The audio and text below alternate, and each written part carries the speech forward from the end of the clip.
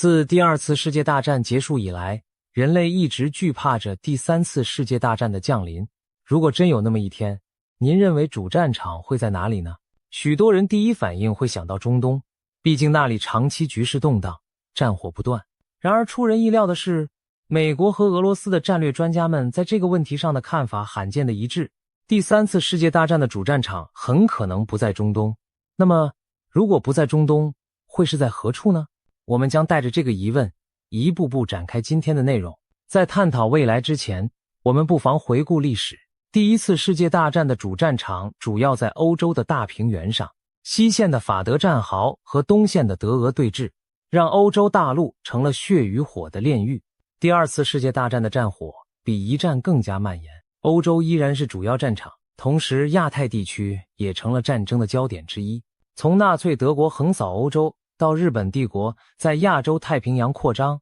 二战可以说是人类历史上首次真正意义上的全球大战，横跨欧亚非、美洲参战，战场遍及大西洋、太平洋的岛屿和亚洲大陆。冷战时期虽然没有直接爆发第三次世界大战，但东西方两大阵营的对抗几乎将世界撕裂为两半。那时人们普遍认为，如果三战爆发，主战场多半会是欧洲的德国边境。北约与华约军队在铁幕两侧剑拔弩张，德国的平原被视为坦克集群决战的理想地带。然而历史和现实总有出人意料之处。苏联解体后，这一想定的东西对峙不复存在，但世界并未从此太平。在随后的数十年里，局部冲突从未停止过，只不过战争的热点转移了位置。谈到全球战争，人们很自然地想到中东地区，毕竟二战后大大小小的战争有相当一部分都发生在中东。阿以冲突、两次海湾战争，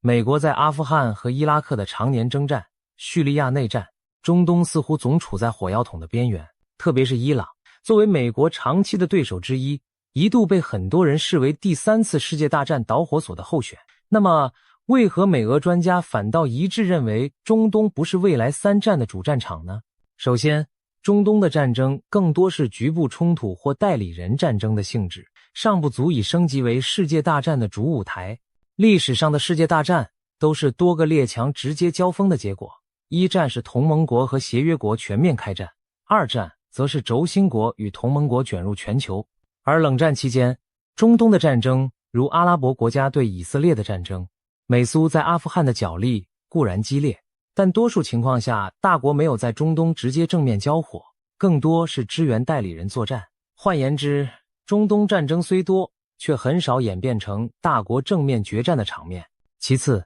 三战的爆发需要大国核心利益的直接碰撞。中东确实是能源宝库，地缘战略价值高，但对美俄而言，中东并不是他们生存线上的最后防线。美国在中东的利益重要，但相对间接，一旦风险过高，美国可以选择战略收缩，而俄罗斯对中东更是介入有限，主要影响力局限在叙利亚等个别盟友上。总之，中东虽乱，却未必是能引爆世界大战的导火索。哪怕爆发冲突，各大国往往倾向于控制规模，避免自己卷进无法收拾的泥潭。再次，过去几十年来美国发动的几场战争，如海湾战争、阿富汗和伊拉克战争，看似发生在中东或周边，但实际上本质都是美国与亚洲或欧亚国家的对抗。伊拉克、阿富汗、叙利亚，甚至更早的越南、朝鲜，这些战争背后都有美国与另一个大国或地区强权博弈的影子。美苏在朝鲜和越南隔空交火，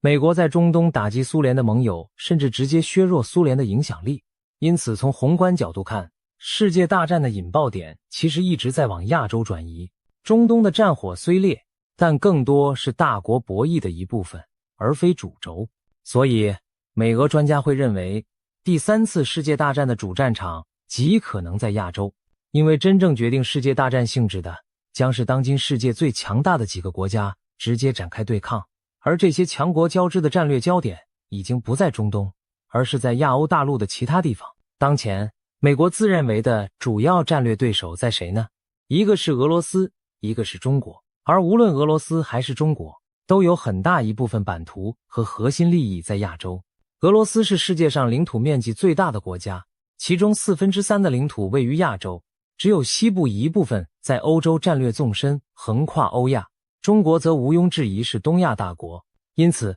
美国与其对手之间的直接冲突很大概率发生在亚洲。美国自己本土隔着大洋相对安全，一贯的策略就是将战争引向对手所在的那片土地，远离自己的本土。正如过去20年，美军所有重大行动都发生在海外一样，不管是中东、南亚还是北非，美国总是把火力投射到对方家门口。另一方面，俄罗斯和中国近年来在地缘政治上走近，被华盛顿视为试图改变美国霸权地位的挑战者。国际格局多极化发展让美国愈发焦虑，开始拉帮结派、合纵连横来围堵潜在对手，搞得全球局势波诡云谲。这种新冷战态势的最前沿不是在中东，而是在欧亚交界和亚太前沿。放眼全球，凡是可能引发三战的矛盾点都集中在欧洲和亚洲交界处或亚洲太平洋地区。接下来我们重点看3个被战略家们反复提及的高度敏感的潜在主战场：东欧的乌克兰、东亚的朝鲜半岛和台湾海峡。这3个区域结构复杂，牵一发而动全身。美俄专家都认为他们极有可能成为第3次世界大战的主要战区，而围绕这3处，我们也将看到世界大战级别冲突的各种征兆和后果。首先是乌克兰，如果3战爆发，很多迹象显示欧洲仍是一个主要战场，而乌克兰很可能就是欧洲战区的引爆点和核心。一场大战往往需要一个导火索，而乌克兰便极可能充当那个角色。2022年俄罗斯对乌克兰发动特别军事行动以来，乌克兰就成了新型大国对抗的试验场。这场冲突已经远超传统的地缘纷争范畴，而带有某种代理世界大战的性质。一边是俄罗斯拼尽全力，另一边是美国主导的北约源源不断提供军援。乌克兰的土地上每天上演着人类当代军事技术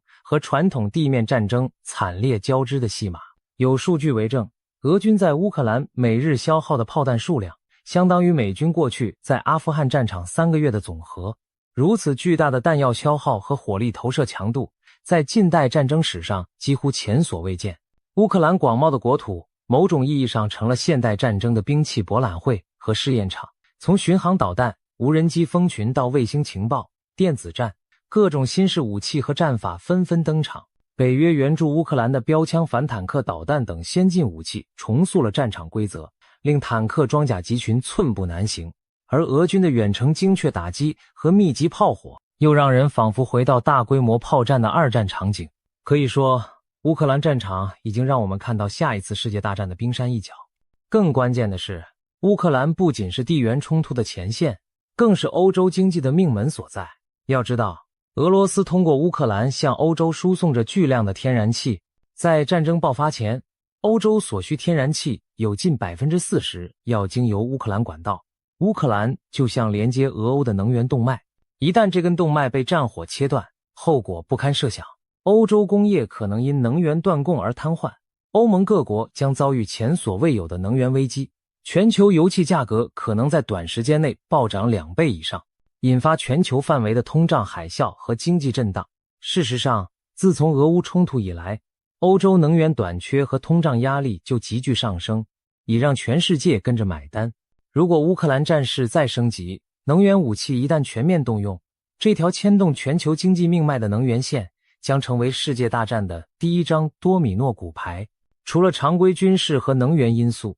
乌克兰问题还触及核大国的生存底线。北约在东欧的扩张步步进逼，已经压到俄罗斯的门口。对于莫斯科而言，乌克兰绝不仅仅是邻国，而是关乎自身安全的最后屏障。如果北约军队和武器部署进入乌克兰，俄罗斯传统战略纵深将被压缩到危险的程度。因此，俄罗斯多次对西方亮明红线，不许北约东扩越过乌克兰。普京甚至公开警告，一旦北约越过俄罗斯的生存边界，所有选项都将摆在桌面上。这再清楚不过的暗示了动用核武器的可能性。试想，如果未来北约真的直接参战乌克兰战争，或者在战后把军队驻扎在乌克兰领土上，俄罗斯极可能认为本国生存受到了直接威胁。在那种情况下，核大国的底线博弈就被彻底激活，谁也无法保证不会发生最可怕的情景。总而言之，乌克兰战场关乎欧洲安危、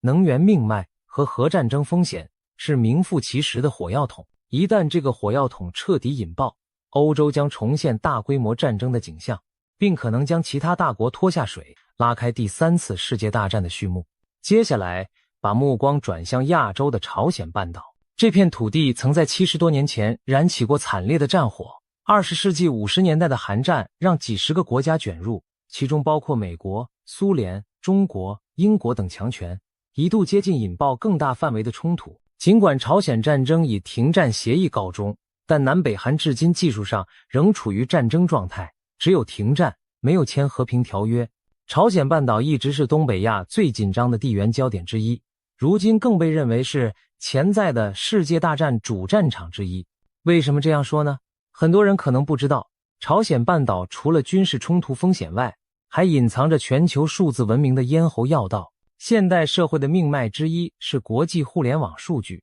而东亚的网络枢纽恰恰经过朝鲜半岛附近的海域。据统计，中国、日本、韩国3国之间约 85% 的国际数据流量都依靠铺设在朝鲜半岛周边海底的光缆来传输。换言之，在看不见的海底，朝鲜半岛扼守着东亚的信息动脉。如果这里爆发大规模战争，导弹和鱼雷在黄海、日本海肆虐，海底光纤极有可能被切断，那将是全球互联网史无前例的灾难。东亚地区的金融交易、科研联网、跨国通信，甚至社交媒体都可能陷入黑暗。一场地域冲突却可能带来全球数据链断裂的后果，让整个数字经济遭受重创。当然，信息断裂还不是朝鲜半岛战争最可怕的地方。半岛真正令人担忧的是其高度军事化和多重同盟交织的局面。一方面，朝鲜经过多年发展，拥有庞大的非常规武器库。据各方估计，朝鲜可能拥有3500吨以上的化学武器储备，以及20至60枚核弹头。以一个国土狭小的国家而言，这种杀伤力惊人的武器库实属异类。朝鲜几乎成了全球拥核国中最特立独行的一员。另一方面，与之对峙的美国和韩国同样严阵以待。美军在韩国部署了先进的萨德反导系统，美韩同盟还有大量常规部队和武器。美军的萨德雷达覆盖范围甚至深入中国东北和俄罗斯远东地区。美国在此地构筑的反导网不仅针对朝鲜，也让周边大国深感压力。于是，在朝鲜半岛形成了一种双重威慑结构。朝鲜以核武和导弹威慑美韩，美韩则以先进常规力量和反导压制朝鲜，同时对中俄形成战略牵制。这种紧绷的平衡一旦被打破，局势就可能如滚雪球般失控蔓延。最值得关注的是，朝鲜半岛的战争风险现已与欧洲战局实现绑定。2024年6月，俄罗斯与朝鲜签署了一项全面战略伙伴关系条约，其中就包含了共同防御的内容。换句话说，这几乎是一份准同盟条约，若一方遭受侵略，另一方将提供军事援助。俄罗斯总统普京后来批准了这份条约，条文据透露，毫不含糊地明确了互助防卫义务。也就是说，一旦朝鲜半岛擦枪走火，俄罗斯有义务出兵支援朝鲜。而试想，俄罗斯一介入，美国作为韩国的盟友必然不会袖手旁观，美日韩的同盟机制将全面启动。如此一来，一个局部冲突就会牵动两大阵营全面对抗，东北亚战场和欧洲战场被锁链般捆在了一起。假如朝鲜半岛战争爆发，俄罗斯在远东用兵，北约国家很可能趁机在欧洲方向对俄罗斯施压甚至动武。反之，欧洲若爆发俄北约冲突，朝鲜也可能选择行动，将美军牵制在亚太。这种跨区域的连锁反应让人不寒而栗。总而言之，朝鲜半岛是一颗随时可能引爆的地缘政治定时炸弹，不仅自身剑拔弩张，而且通过条约链条与其他战场相连，一旦引爆，将波及整个东亚乃至世界。从数据黑暗到核生化威胁，再到大国直接卷入，没有哪一处冲突像朝鲜半岛这样具备如此多层面的危险因素。难怪有观点认为，朝鲜半岛若出事，第3次世界大战恐怕立刻就宣告打响。第3个高位热点是台湾海峡，这里被称为新世界的科技神经，因为一旦台海生变，将对全球高科技产业和地缘格局产生难以估量的影响。台湾问题本质上是中国的内政问题，但由于美国长期对台湾的干涉和台海在国际供应链中的关键地位，台海冲突正成为中美之间乃至东西两大体系正面碰撞的潜在引爆点。首先，从经济科技角度看，台湾对全球产业的影响力远超其地理尺寸。台湾基体电路制造公司台积电掌握着全球近70%先进芯片的产能，也就是说，全球最新最尖端的晶片有大约 69% 出自台湾的工厂。如果台海发生军事冲突，这些晶圆厂将不得不关停或被毁，全球数字经济将瞬间陷入瘫痪。想象一下，没有了台湾供应的高端芯片，汽车、智慧手机、电脑伺服器等高端制造业将面临断供危机。无论美国、欧洲还是亚洲各国，工厂将纷纷停产，产业链断裂带来的蝴蝶效应将撼动每一个国家的经济命脉，从 GDP 增长到就业都将受到冲击。可以说，台海之战不仅是一场地缘战争，更是一场牵动全球科技和工业的生死劫。现代社会对半导体的依赖如此之深，以至于硝烟一旦封锁海峡，全球经济可能倒退10年。其次，从军事角度看，台海地区几乎汇集了当今最前沿的军事力量和战争形态，可以称作未来战争的预演场。中国大陆和美国都在为可能的台海冲突做准备，许多新技术、新战法因此加速发展。举例来说，大陆在福建沿海的牛山岛进行了电磁轨道炮试验，这种武器能以电磁力在100公里外击穿5层钢板，如果成功应用于实战，将颠覆传统海峡作战的规则，把对岸目标化为囊中之物。此外，美军最新一代隐形轰炸机 B-21 突袭者正紧锣密鼓地部署在亚太地区。从美军在关岛的基地起飞， B-21 仅需20分钟即可飞临台湾上空进行打击，这大大压缩了防御方的反应时间窗口。还有各类高超音速导弹、无人潜航器、新式登陆载具，台海可能是未来武器的首次交锋之地。除了武器技术，台海问题还涉及全球2种制度和联盟体系的对撞。一边是美国拉拢的印太盟友，美日强化军事同盟，美日印澳组成4方安全对话机制，甚至打造所谓晶片4方联盟来压制中国的科技实力。另一边，中国强调科技自立，并与俄罗斯声称建立没有上限的全面合作关系，形成相对独立于西方阵营的战略阵营。台湾问题实际上成了新旧2种秩序交叉点，美国自诩维护的现状秩序与中国追求统一和民族复兴的大势在此交汇。如果发生冲突，将不仅是局部的军事行动，更可能是2种体系在经济、技术、军事上的全面对决。由此可见，台海战争一旦爆发，意义远超一岛一域，极可能演变成亚太地区乃至全球的战争。综上，台湾海峡危机不仅关系两岸人民的安危，更系于全球产业链和大国角力的胜负。一旦开战，它将像击中人类文明中枢神经的重锤，让全世界都感受到剧痛。而台海问题背后隐现的中美对抗，更是当代最重要的地缘政治矛盾之一。难怪各国战略家都将此列为第3次世界大战的潜在主战场。在亚洲讨论中，不得不专门提及日本的特殊处境。有人提出，一旦世界大战在亚洲爆发，日本可能会成为首个被卷入并遭受毁灭性打击的国家。这听起来出乎意料，毕竟日本现在经济科技实力不俗，但军事和国际影响力早已大不如前。然而正因为日本地处亚洲大国冲突的风暴眼，加之特殊的历史与现实原因，它在未来大战中反而可能成为各方瞄准的重点目标。日本自2战后成为了美国在亚洲的一个重要军事前沿基地。美国在日本，尤其冲绳，驻有大量军队，设有空军海军基地、导弹防御设施和侦察监视系统。可以说，日本就是美军在西太平洋的一艘不沉航母。对于任何试图挑战美国的对手而言，拔掉日本这根钉子都是至关重要的战略步骤。如果未来中美在台海开战，美军几乎肯定会利用日本领土作为兵力和物资中转站，因此中国势必要压制日本境内的美军基地。包括横须贺港、美军空军基地等。届时日本国土难免卷入战火。同样的，如果俄罗斯和美国在欧洲开战，日美安保条约意味着日本也是美国阵营的一员，俄罗斯可能为牵制美国而对日动武，例如袭击驻日美军设施，或利用北方四岛方向施压。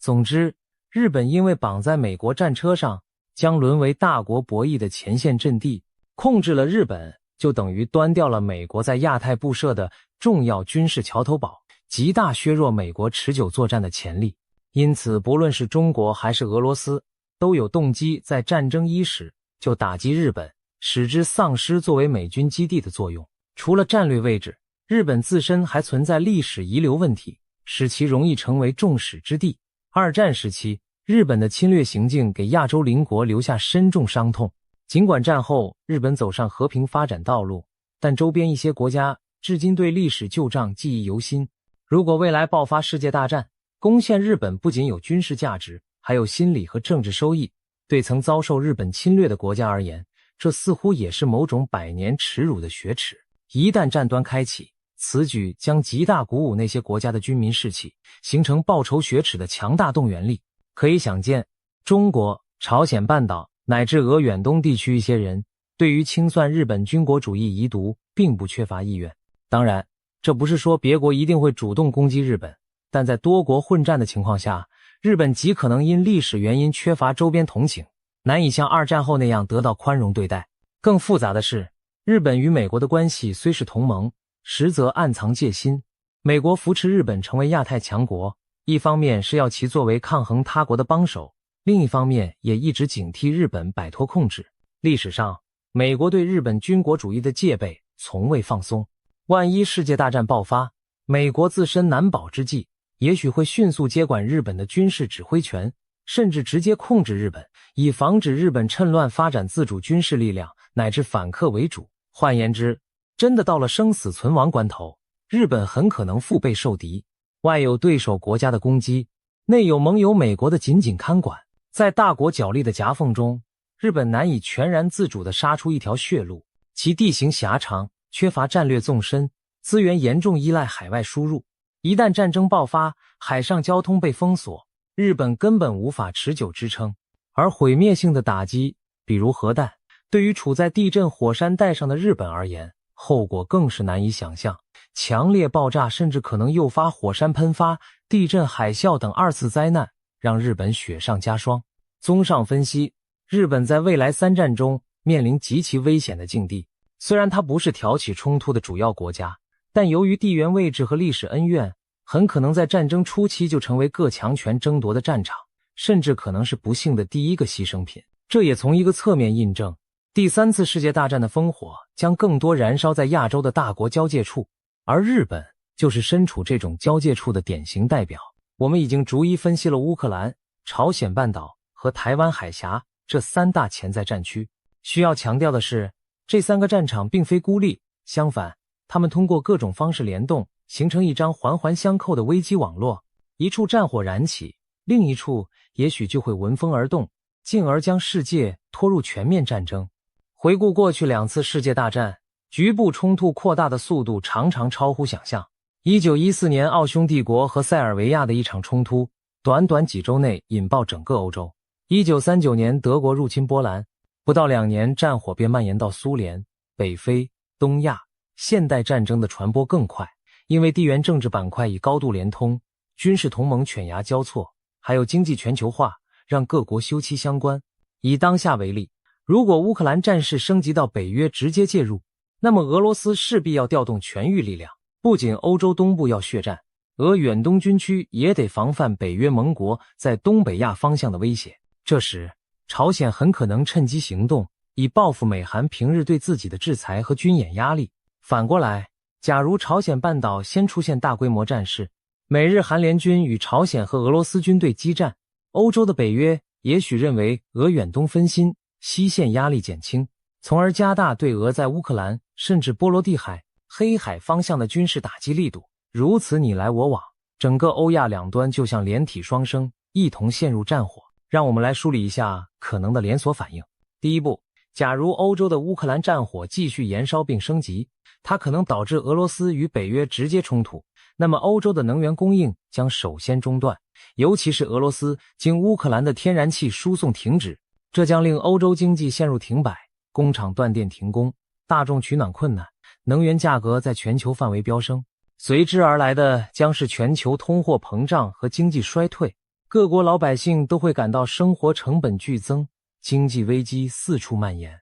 第二步，如果台海爆发战争，几乎可以肯定全球晶片供应链将被切断，台积电等无法生产出关键芯片，世界各地的工业体系将像缺油的机器一样戛然停止，汽车无芯片就无法组装，智能手机找不到 CPU， 一大批行业从科技巨头到小微企业都将瘫痪，制造业的崩溃将引发失业潮和社会动荡，科技行业的倒退让人类数十年来的进步化为乌有。就算战火远在亚洲，西方国家的普通人也会发现自己买不到新车，手机、电脑价格飞涨，性能倒退，生活品质大幅下降。第三步，一旦朝鲜半岛开战，将立即触发冷战后从未启动的多个集体防御条约，美韩同盟、日美同盟会出兵相助，俄罗斯按照防务条约驰援朝鲜，而中国作为毗邻大国也极可能被卷入。中国不希望看到美军在鸭绿江边出现，必然有所行动。短时间内，第二次朝鲜战争将升级为包含美国、俄罗斯、中国、日本、韩国、朝鲜在内的世界级对抗。东北亚和西太平洋将成为人类战争史上前所未见的复杂战场，各种力量角逐，战线极其错综复杂。以上三步，每一步都足以动摇世界安定。如果这三个方向的冲突同时或接连爆发，那真将是末日图景。欧洲、东北亚、台海三大经济引擎地区齐现战火，环球供应链全面断裂，战火所及从北极圈到赤道，从太空轨道到深海海床，没有一处真正的净土。这并非耸人听闻，而是各方战略专家在兵棋推演中反复验证的最坏情景。值得注意的是，现代战争的破坏力和覆盖范围远非过去可比。当年二战期间，美国本土基本未受战火波及，夏威夷的珍珠港遭袭是特例。而今如果第三次世界大战开打，即便美国地理上远离欧亚战场，也难以独善其身。洲际弹道导弹可以在半小时内跨越大洋，直击对方腹地。美俄中三国的核潜艇更是可以悄悄游弋到对手门口，随时发射毁灭性武器。也就是说，世界上再没有真正意义上的后方，所有国家的城市都有可能成为打击目标。核武器的存在尤其让世界大战变成一场人类整体的生存赌博。不管战场起于何地，一旦升级到动用核武，整个地球都将沦为战场，无分前线后方。正因如此，自二战后各国才极力避免直接冲突。然而一旦局势滑向深渊，核威慑失灵或被迫使用，人类将面临前所未有的浩劫。除了核战危险，新兴领域的战争也会在三战中登场，使战争形态更加扑朔迷离。例如太空战场，各国的军事通信、导航、侦察严重依赖卫星，一旦冲突升级，交战各方势必寻求摧毁对手卫星。反卫星导弹、定向能武器，甚至太空轨道拦截器都可能投入实战。太空中的较量会使整个地球陷入失明状态， GPS 导航消失，全球通讯中断，导弹预警系统失灵，人类现代文明高度依赖的太空基础设施或毁于一旦。我们的世界将重新变得辽阔而陌生，仿佛倒退几十年。网络空间也是未来战场的一线，大国早已进行网络攻防演习，培养网军黑客。世界大战中，大规模网络攻击将同步展开，电网瘫痪，金融系统被侵入，交通信号失灵，关键基础设施被恶意软件破坏。敌对国甚至可能关闭彼此的电力和水利系统，让城市陷入黑暗与混乱。这种无形战线遍布全球每个角落，只要连上网络，你就置身战场。可以说，未来的世界大战将是陆海空天、网络电磁全维度的较量，其复杂与惨烈程度远超人类以往的经验。在上述分析中，我们多次提到美国和俄罗斯的战略界观点出奇一致。确实，无论是美国五角大楼、还是俄罗斯总参谋部，都有不少声音指出，第三次世界大战的主要战场不会是中东，而将在欧洲东部和亚洲地区。这种共识听起来有些瘆人，却也反映了一种心照不宣的现实，新的世界性对抗正在形成。对于美国而言，早在几年前，国防部门就明确提出将重心转向印太地区，视中俄为主要战略竞争者。五角大楼每年发布的国防战略报告都强调，中国是最主要的长期战略挑战，而俄罗斯是急迫而严重的威胁。因此，美军近年军演的重点，一是东欧防卫，针对俄罗斯；二是西太平洋海空战力，针对中国。美国的智库也多有推演，例如有著名的兰德公司曾进行过一次大型战争推演，假设美国同时对阵中俄两强，结果显示美军处境极为艰难，用4个字总结就是承受不住。模拟中，美军投入的100万兵力在短短2个月内几乎损失殆尽，这样的结局令美国战略界震动，但也强化了一点，未来战争的焦点就在欧亚两端，而不是其他地方，因为只有在与中俄冲突的响定下，美军才会如此巨大伤亡。正因此，美国非常清楚第3次世界大战意味着什么，不是在遥远第3世界教训小国，而是要在对手腹地甚至承担本土受袭的风险。所以他们不愿轻易碰触红线，但一旦战争无可避免，就要确保主战场远离美国本土，在欧亚大陆解决战斗。对于俄罗斯来说，从军政高层的表态看，他们同样心知肚明未来大战的战场所在。俄罗斯国防部多次强调北约东扩和亚太局势联动的危险，尤其2022年俄乌战争爆发后，俄方将此视为北约代理人战争，几次暗示战场不只限于乌克兰。俄罗斯副外长鲁登科今年就公开表示，俄朝签署的条约规定了发生侵略时相互军事援助的义务，条约第4条针对的正是发生侵略时的共同防御，这等于向美国敲警钟。朝鲜半岛和东欧战局，俄罗斯将双线应对，而俄军方智囊也分析，如果美国真与中国在西太开战，北约很可能同步在欧洲向俄罗斯施压，俄必须做好两线作战的准备。对俄罗斯而言，最关键的是保卫自己的生存空间，因此他们判断的3战主战场，首先就是欧洲的俄邻国地区，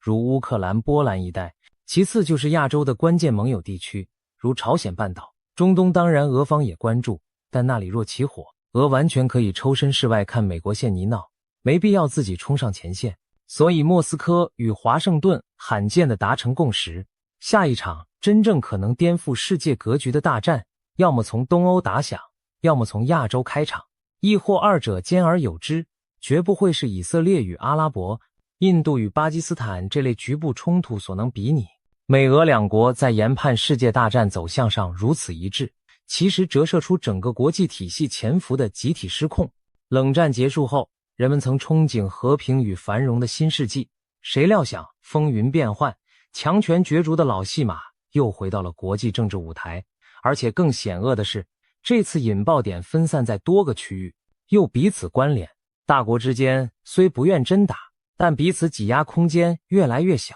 稍有闪失就可能全盘皆输。当美俄在主战场判断上达成共识时，也意味着危险正在积聚，因为双方都在这些地方严阵以待，部署重兵，一旦擦枪走火就很难控制。推演了这么多可能的战场和后果，我们不禁要问，如果第3次世界大战真的爆发，人类会迎来什么结局？有人引用历史的经验说，战争在带来灾难的同时也能催生科技进步，比如2战催生了雷达、喷气机、原子弹，战后各国经济重建也有飞跃。然而，未来的世界大战规模和破坏力恐怕远非我们能用进步2字轻描淡写。著名物理学家爱因斯坦曾经有一句预言，我不知道第3次世界大战人类会用什么武器作战，但第4次世界大战人们将只能用石头和木棍。这形象地道出了现代全面战争的可怕，极有可能将人类几百年积累的文明成果毁于一旦，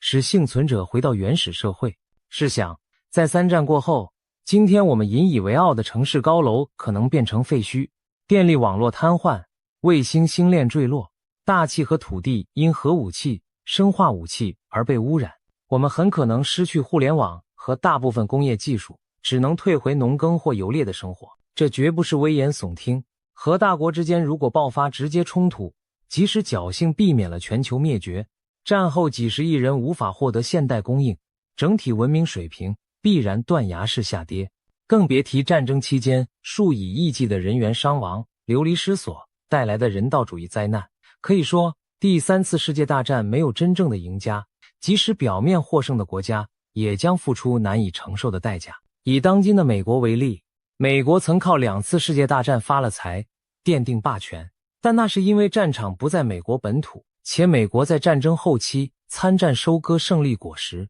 然而第三次世界大战要么不打，一打就是你死我活。美国再难独享遥远安全，有核武器的对手绝不会让美国本土安然无恙。更何况美国如今内部问题重重，高负债、产业空心化、社会撕裂、种族矛盾，这些痼疾让美国其实很脆弱。一场超大型战争足以压垮美国，经济上美元霸权将动摇，债台高筑难以支撑持久战，军事上倘若短期取胜无望，盟友可能离心离德，甚至反过来推翻美国的霸主地位。曾几何时，美国的军事强敌只有苏联一个，如今却同时面对几个大国的崛起，越南、阿富汗，这些小角色尚且让美军狼狈收场，如果未来真与中俄硬碰，美国能否扛住，充满疑问。美国一些鹰派政客也许以为战争能再次振兴美国，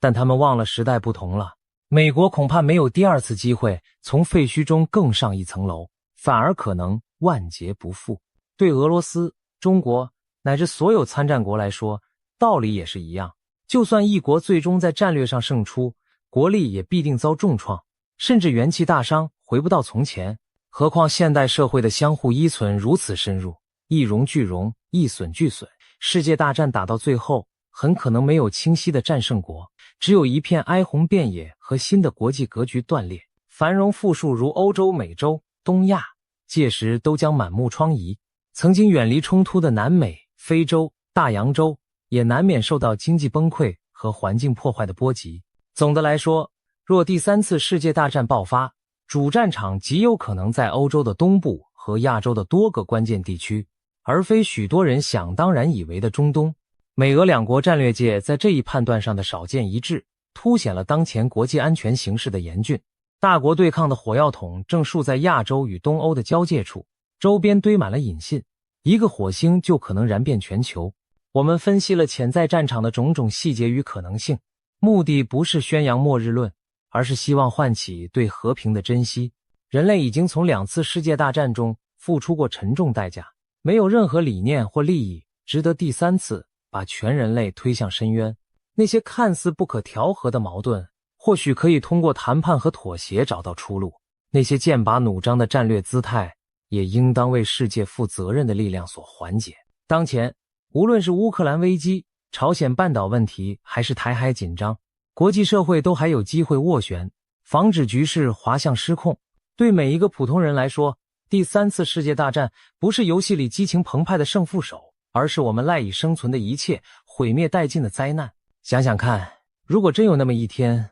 我们熟悉的街道可能变成断壁残垣，亲人朋友流离失所，甚至不复存在，曾经习以为常的电灯、自来水、网络全部消失，我们将如何面对？所以我们应该慎之又慎地对待战争的风险，远离战争，维护和平才是最大的人类利益。当然，维护和平并非软弱可欺，各国都在做最坏打算，准备应对可能的冲突。我们也看到了一些令人担忧的未来战争图景，但正是危险是为了更好地避免危险。当深渊在前，人类唯一理性的选择就是停步。第3次世界大战能否避免，我们无法确知。然而至少在此刻，绝大多数人仍希望把这场可怕的战争永远关在潘多拉魔盒里，不让它成为现实。如果说未来真的注定有一场终极之战，那我们也希望它是人类与贫困、疾病、气候变化这些共同敌人的战争，而不是人类自相残杀的悲剧。让我们铭记历史的教训，理性看待当前的冲突与挑战，尽一切努力防止燎原之火燃起。第3次世界大战的主战场最好永远不要出现和平来之不易，但一旦失去，我们将失去一切。珍惜今天的和平环境，警惕那些可能将我们拖入战争深渊的危机苗头，这是我们这一代人对未来最好的负责。愿世界永远保持清醒，在深渊降临前惊醒，绕开那条不归之路。战争阴云下，更显和平珍贵。让我们共同期待，人类永远不需要经历第3次世界大战的浩劫。